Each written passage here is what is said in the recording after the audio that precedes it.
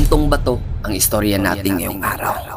Marami kasing nagtatanong at nagsisend sa akin ng mga picture at video at palagi nilang tinatanong kung ano ba ang uring batong ito. Ngayon isi-share ko sa inyo kung ano ang nalalaman ko.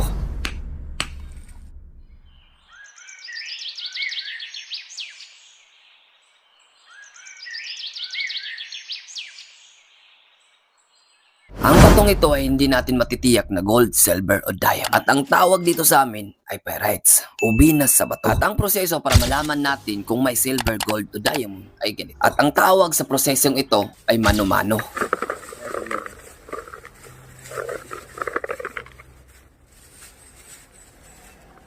Dahil mano-mano nating pupukpukin ang batong ito para malaman natin kung merong bang ito. At kung meron kang ganitong uring bato, ay huwag kang magdalawang isip na pukpukin ito para malaman mo kung ano ba ang batong ito. Dahil kung valuable ang batong ito kagaya ng ginto, silver o diamond, ay di mababasag kahit gaano mo